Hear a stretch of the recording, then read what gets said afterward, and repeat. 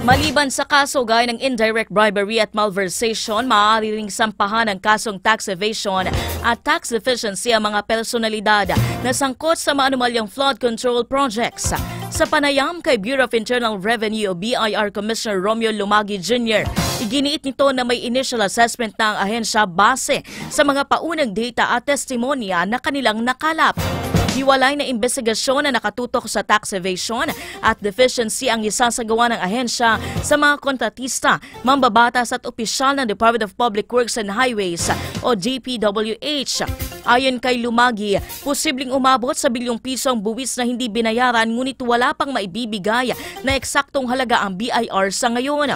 Kung mapatunayan may irregularidad, ipapabalik ang mga hindi binayarang buwis at sasampahan ng kasong kriminal na maaaring humantong sa pagkakakulong ang mga sangkot.